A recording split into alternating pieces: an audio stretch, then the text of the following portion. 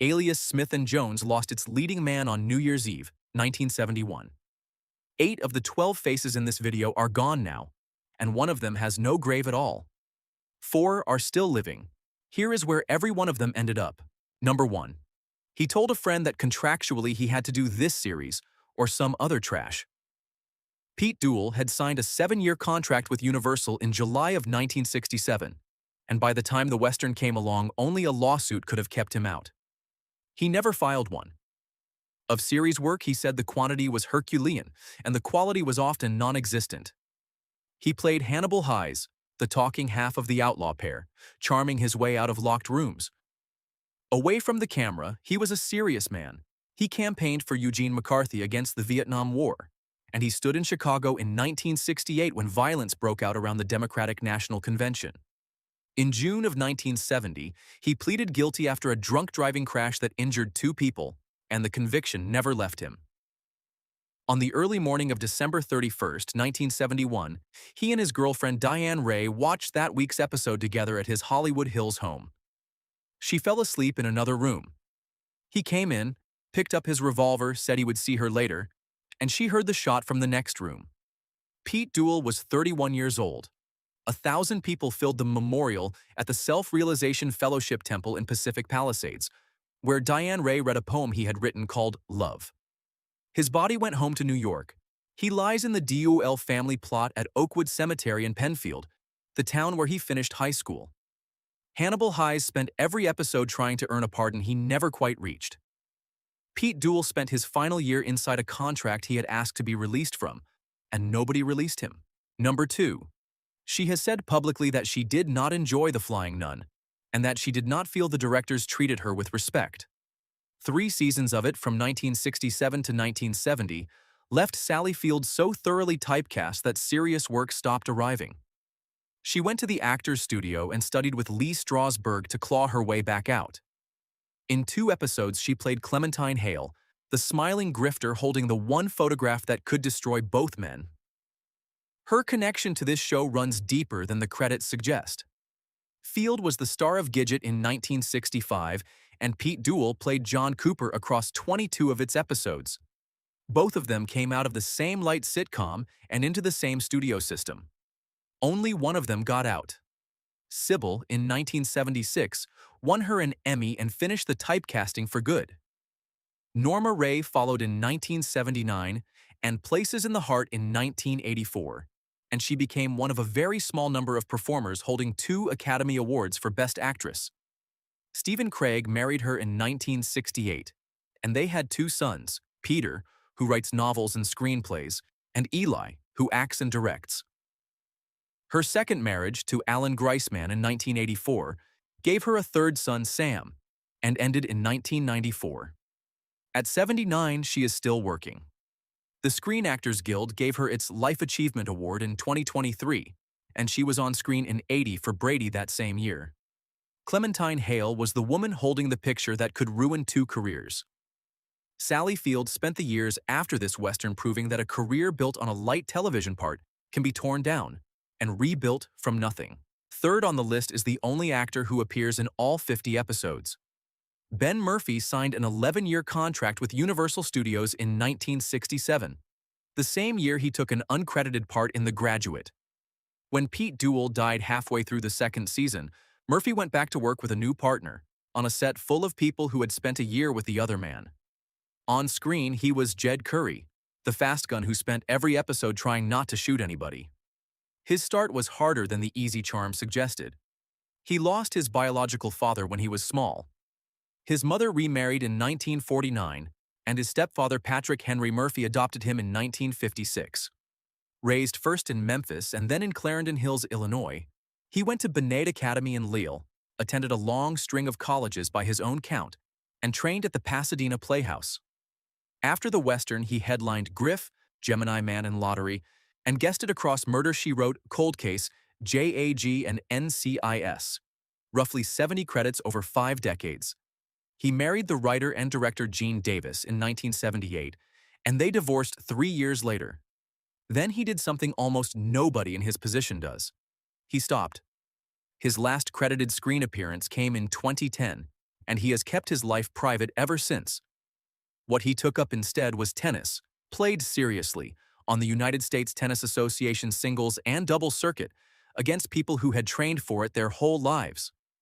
By 2016, he was ranked consistently inside Southern California's top 10 in men's 70 singles. Murphy is 84 now, and he lives in Southern California.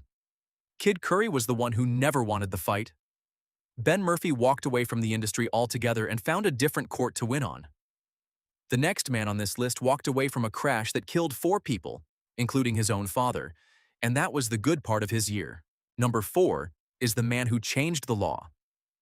Jackie Coogan put his childhood earnings at $3 to $4 million. In October of 1935, he turned 21, asked for it, and discovered that nearly all of it was gone. He turned up in 3 episodes of this Western, one of them as a man named Crawford. Charlie Chaplin spotted him dancing at the Orpheum Theater in Los Angeles and handed him the title role in The Kid in 1921. Oliver Twist followed the year after that. There were Coogan dolls, Coogan records, Coogan figurines. America had never really had a child star before, and every dollar of it went to his parents. The year everything came apart began with a car crash. On the 4th of May, 1935, a vehicle forced his father's car off a mountain highway near Pine Valley in San Diego County. His father was killed. So was his closest friend, the actor Trent Durkin, along with the ranch foreman Charles Jones and the actor Robert Horner. Coogan, thrown clear of the rumble seat, walked away with 2 broken ribs and bruises. He was 20 years old and the only one who lived. 5 months later came the money. His mother and his stepfather, Arthur Bernstein, had spent it on fur coats, diamonds, and expensive cars. Her public answer was that no promises had ever been made to give Jackie anything, and that he had been a bad boy. Chaplin, hearing what was happening, put $1,000 in cash into his hand without hesitation. Coogan sued in 1938. After the legal costs came out, he recovered about $126,000 of the $250,000 that was still there. Out of that lawsuit came the California Child Actors Bill of 1939, known ever since as the Coogan Act, which requires an employer to put 15% of a child performer's earnings into trust. War came next. He flew gliders, landing British troops behind Japanese lines in Burma in 1944. 4 marriages followed, the first to Betty Gray Bull and the last to Dorothea Lamphere, who was with him at the end. A later generation of children knew him only as Uncle Fester. Heart failure took him on the 1st of March, 1984, in Santa Monica. He was 69 on kidney dialysis, worn down by strokes and high blood pressure. John Astin gave the eulogy. He rests at Holy Cross Cemetery in Culver City, California. Crawford was a bit part in a Western. Jackie Coogan is the reason every child working on a set today keeps a share of what they earn. If you grew up watching Uncle Fester on Saturday mornings, tell me in the comments whether you had any idea the law protecting child actors carries his name. I read all of them. 5th.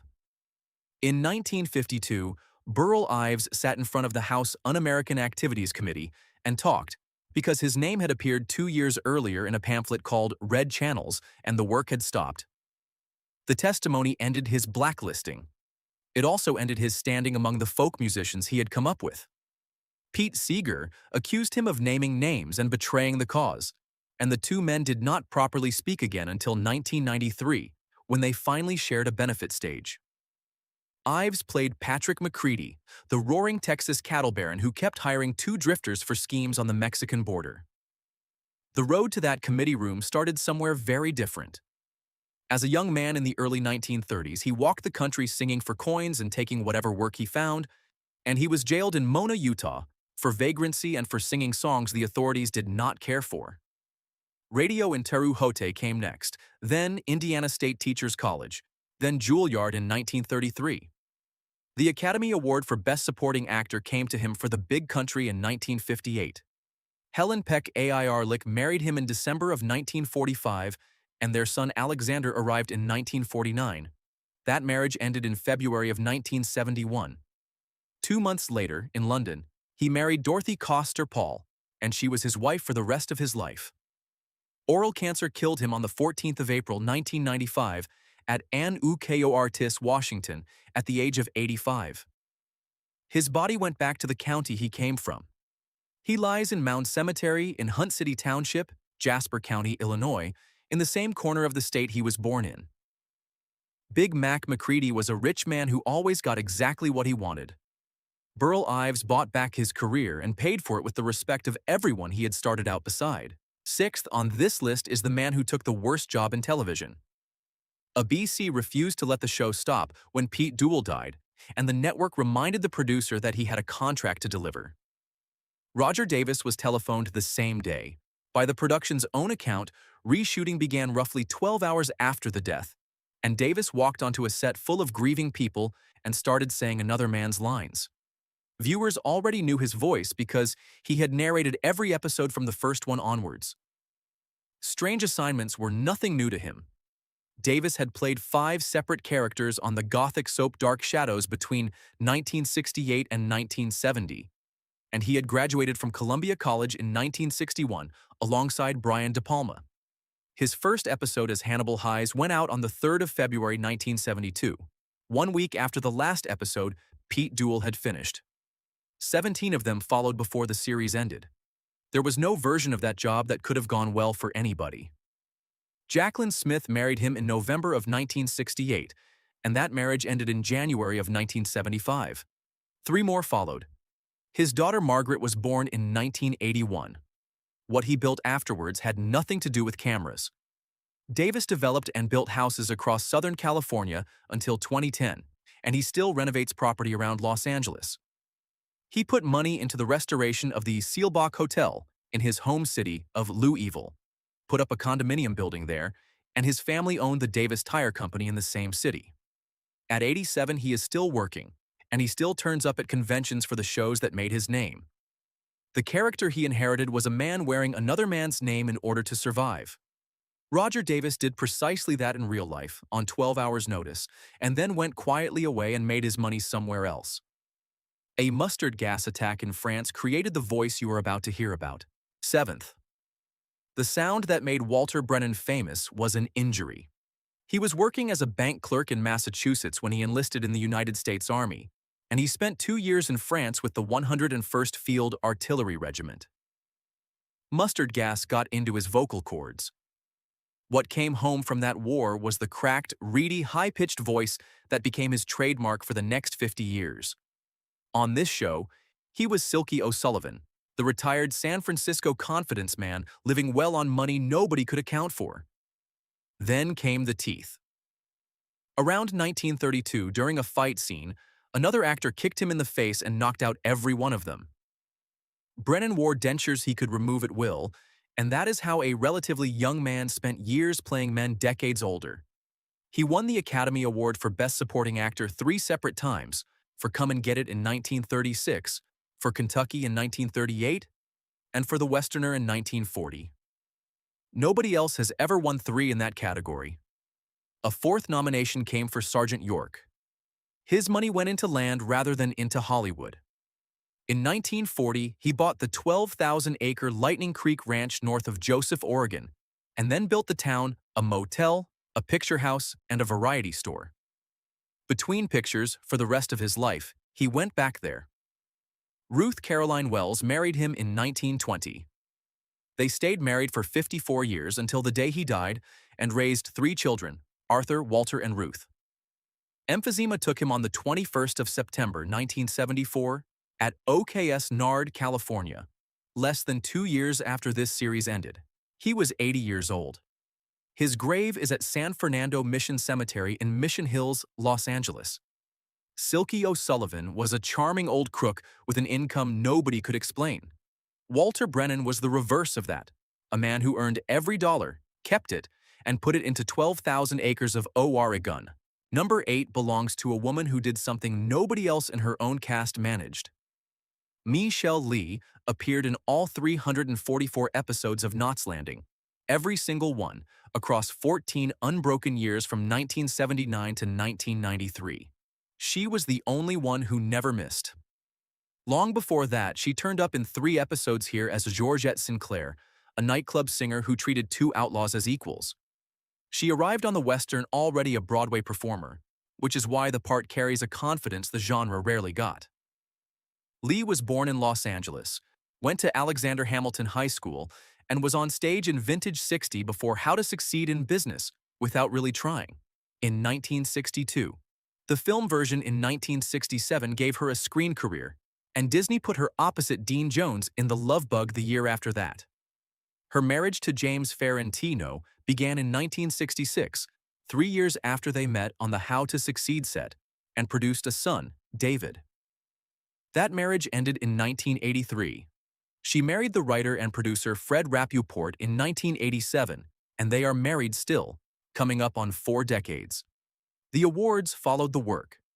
Tony nominations arrived in 1974 for Seesaw, and again in 2001 for The Tale of the Allergist's Wife. An Emmy nomination came in 1982. Broadway took her back as Madame Morrible in Wicked in 2015. At 83, she runs a podcast with her old castmates and shows no sign of stopping. Georgette Sinclair rode through 3 episodes and vanished. Michele Lee turned out to be the one who never left, the performer who simply outlasted everybody. Subscribe if you want the rest of these stories, the whole call sheet, and the places every one of them ended up. 9th. Louis Burton. Lynd Lee Jr. entered rodeos as a teenager against his father's wishes, and a doubtful rodeo manager warned him there would be slim pickings in the prize money. He entered under the name Slim Pickens so his father would not hear about it, and won $400 that day. The name stayed for the rest of his life. Across 4 episodes, he played 4 different men, 3 of them sheriffs, all of them completely believable. Before any of that, he worked as a rodeo clown for close to 2 decades. Son of a dairy farmer, he graduated from Hanford High School, joined the Future Farmers of America, and stepped in front of a camera only after a career spent stepping in front of bulls. His brother Samuel acted too, under the name Easy Pickens. Then, a film about the end of the world put him on a hydrogen bomb. As Major T.J. King Kong in Dr. Strangelove in 1964, whooping and waving his hat while the bomb fell, he created the most reproduced cowboy image of the century. One-Eyed Jacks, The Cowboys, and Blazing Saddles followed. Margaret Harmon married him in 1950. They raised Thomas and Margaret Louise together, and he raised her daughter Daryl Ann as his own.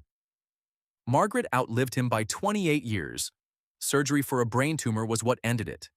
He died on the 8th of December 1983 in a Modesto hospital, aged 64. His funeral was held at the Presbyterian Church of the 49ers in Columbia, California, where he was a member. There is no grave to visit. He was cremated, and his ashes were scattered over the trails he liked best, which makes the most recognizable cowboy of his generation, the one cast member with no place on any map. Those sheriffs were played by a man who had never needed to be taught how to sit a horse. Slim Pickens was the real thing pretending to be an actor, and he took a false name in the first place to spare his father the worry. Coming up is a man who stayed married for 58 years, while television used him almost entirely as somebody's furious boss. 10th. J.D. Cannon stayed married to the same woman for 58 years, which in his industry is close to unheard of. He met the actress and writer Alice McCamley and married her in 1947, and she was still his wife on the morning he died. Here he was, Harry Briscoe, the self-important Bannerman detective who kept failing to catch the 2 men he chased. The comedy worked because he refused to play it as comedy.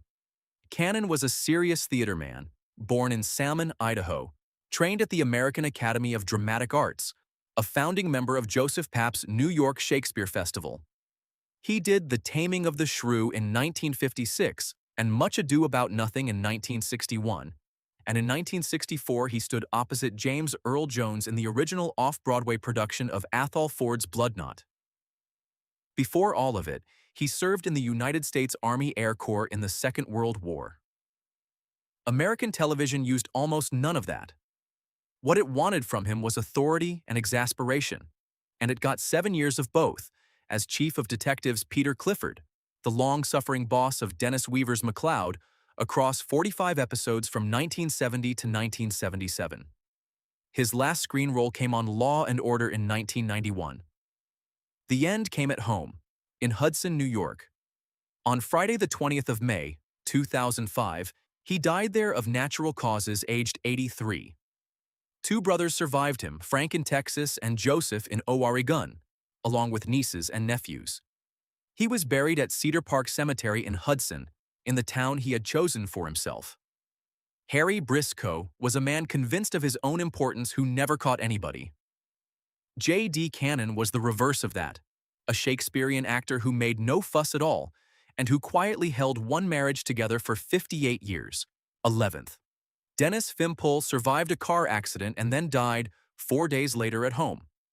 On the 23rd of August, 2002, still recovering from his injuries, he died at his house in Fraser Park, California, at the age of 61.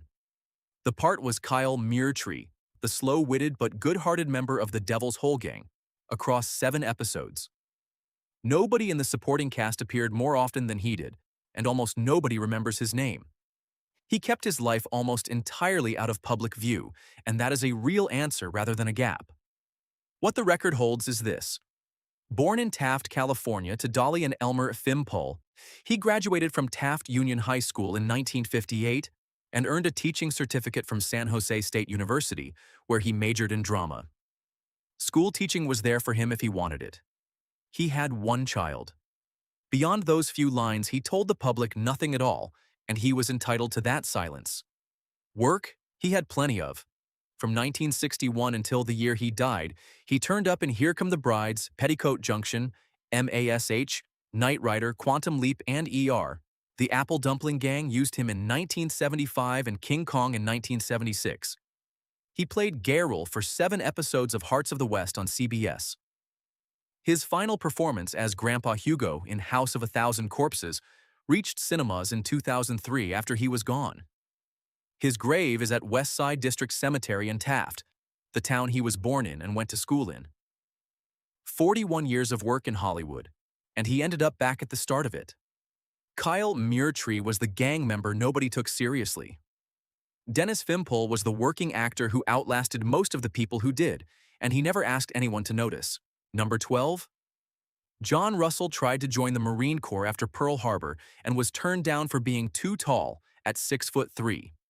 He got in regardless, took his commission as a second lieutenant on the 11th of November 1942, and went to Guadalcanal with the 6th Marine Regiment as an assistant intelligence officer.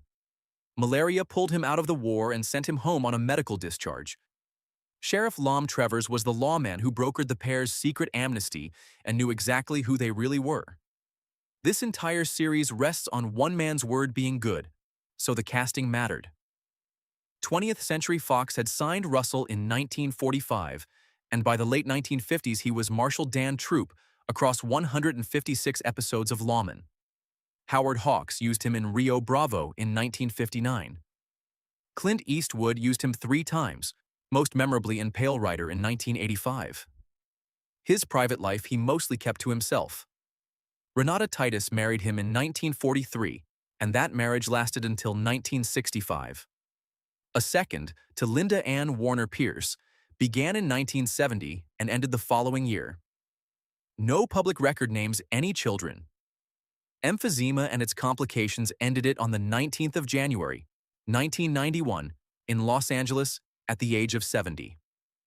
His grave is not in a film star cemetery. Russell lies at Los Angeles National Cemetery, among veterans rather than among actors. Lom Trevors was the badge 2 outlaws decided to trust. John Russell held a real commission long before he ever wore a prop one, and the ground he chose tells you which of the 2 he counted. Penfield, Culver City, Hunt City, Mission Hills, Hudson, Taft. 6 towns the show never filmed in, and 1 set of unmarked trails holding Slim Pickens.